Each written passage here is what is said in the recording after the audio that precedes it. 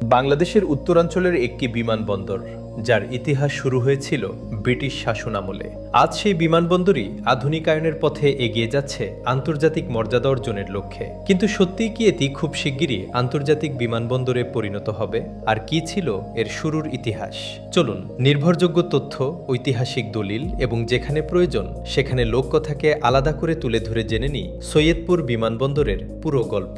আজকের ভিডিওর শেষে থাকবে 3টি বিশেষ কুইজ। যারা সঠিক উত্তর কমেন্টে লিখবেন তাদের মধ্য থেকে লটারির মাধ্যমে একজন সৌভাগ্যবান দর্শক পাবেন একটি আকর্ষণীয় পুরস্কার। তাই ভিডিওটি একদম শেষ পর্যন্ত দেখুন, সঠিক উত্তর দিন এবং জিতে নিন আপনার পুরস্কার।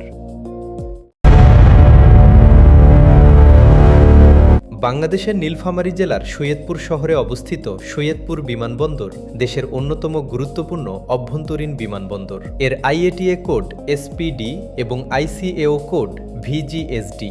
বর্তমানে বিমানবন্দরটি বাংলাদেশ বেসামরিক বিমান চলাচল কর্তৃপক্ষ সিএএবি পরিচালনা করে এবং এটি উত্তরবঙ্গের মানুষের জন্য আকাশপথে যাতায়াতের প্রধান কেন্দ্রগুলোর একটি। সৈয়দপুর বিমানবন্দরের ইতিহাস স্বাধীন বাংলাদেশের নয়, এর শিকড় অনেক পুরনো। ঐতিহাসিক সূত্র অনুযায়ী বিমানবন্দরটির সূচনা ব্রিটিশ শাসনামলে।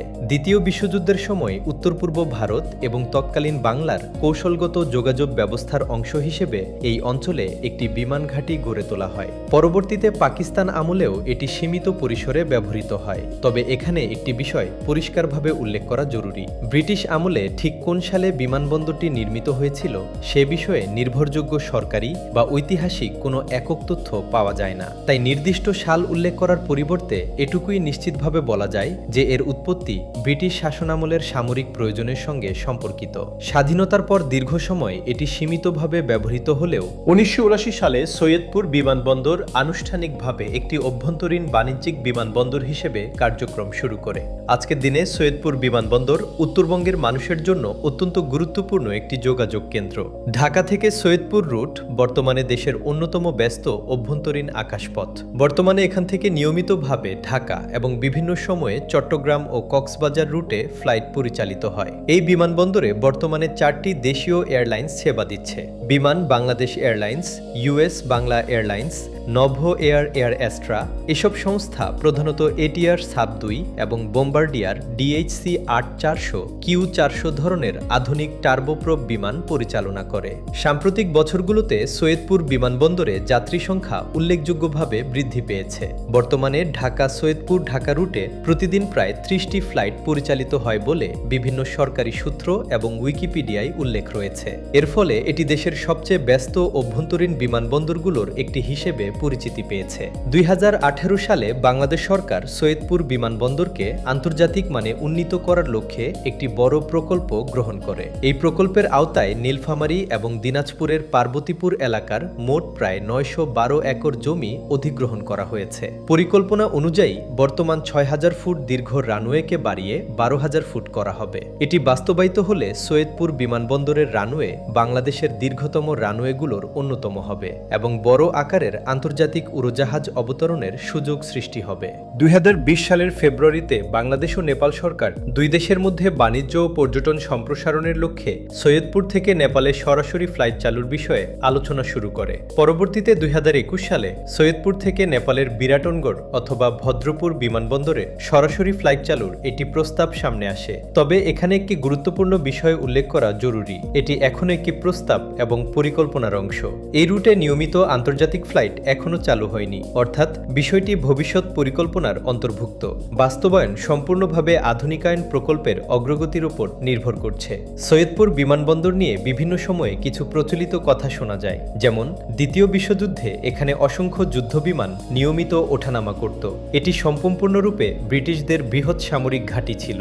এসব দাবির কিছু অংশ স্থানীয় লোকমুখে প্রচলিত হলেও এগুলোর সবকিছুর পক্ষে পর্যাপ্ত সরকারি বা ঐতিহাসিক প্রমাণ বর্তমানে সহজলভ্য নয়। তাই এগুলোকে লোককথা বা স্থানীয় প্রচলিত বর্ণনা হিসেবেই দেখা উচিত, প্রতিষ্ঠিত ঐতিহাসিক সত্য হিসেবে নয়। অন্যদিকে ব্রিটিশ আমলে বিমানবন্দরটির সূচনা 1979 সালে অভ্যন্তরীণ বিমানবন্দর হিসেবে যাত্রা, বর্তমান আধুনিকায়ন প্রকল্প, রানওয়ে সম্প্রসারণের পরিকল্পনা এবং আন্তর্জাতিক বিমানবন্দরে উন্নীত করার সরকারি উদ্যোগ এসব তথ্য সরকারি সূত্র ও উইকিপিডিয়া সহ একাধিক নির্ভরযোগ্য উৎসে উল্লেখ রয়েছে।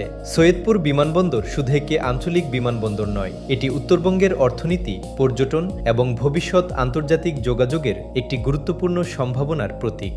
ব্রিটিশ আমলের ইতিহাস থেকে শুরু করে স্বাধীন বাংলাদেশের উন্নয়ন যাত্রা সবকিছুর সাক্ষী এই বিমানবন্দর। ভবিষ্যতে এটি সত্যি আন্তর্জাতিক বিমানবন্দরে পরিণত হবে কিনা সেটি সময়ই বলে দেবে। তবে একটি বিষয় নিশ্চিত, সৈয়দপুর বিমানবন্দর ইতোমধ্যেই উত্তরাঞ্চলের মানুষের জীবনযাত্রা, ব্যবসা বাণিজ্য এবং যোগাযোগ ব্যবস্থায় গুরুত্বপূর্ণ ভূমিকা পালন করছে। আজকের কুইজ: ১. সৈয়দপুর বিমানবন্দর প্রথম কোন সময়ে নির্মিত হয়েছিল? ২. বিমানবন্দরটি কোন জেলায় অবস্থিত? ৩. ভবিষ্যতে এই বিমানবন্দর থেকে কি চালুর পরিকল্পনা রয়েছে? এই ভিডিওটি প্রকাশের পর এক সপ্তাহের মধ্যে যদি ৫,০০০টি কমেন্ট পূর্ণ হয়, তাহলে সঠিক উত্তরদাতাদের মধ্য থেকে লটারির মাধ্যমে একজন বিজয়ীকে রহস্যযাত্রা ইউটিউব চ্যানেলের পক্ষ থেকে একটি আকর্ষণীয় পুরস্কার প্রদান করা হবে। তাহলে আর দেরি কেন? এখনই আপনার উত্তর কমেন্ট করুন, ভিডিওটি শেয়ার করুন এবং কমেন্টে একজন ইতিহাসপ্রেমী বন্ধুকে মেনশন করে তাকেও এই ইতিহাস চ্যালেঞ্জে অংশ নিতে আমন্ত্রণ জানান। দেখা যাক কে হন আজকের ইতিহাস চ্যালেঞ্জের সেরা বিজয়ী। ভিডিওটি ভালো লাগলে একটি লাইক দিন, আপনার মূল্যবান মতামত কমেন্টে জানান এবং এমন আরও ইতিহাসভিত্তিক ডকুমেন্টারি দেখতে রহস্যযাত্রা চ্যানেলটি সাবস্ক্রাইব করুন। খুব শিগগিরই ফিরে আসব বাংলাদেশের আরেকটি ইতিহাস, রহস্য ও ঐতিহ্যের অজানা গল্প নিয়ে। রহস্যের পথে, ইতিহাসের খোঁজে চলুক আমাদের যাত্রা। নতুন রহস্য, নতুন ইতিহাস। আবার হবে দেখা। আল্লাহ হাফেজ।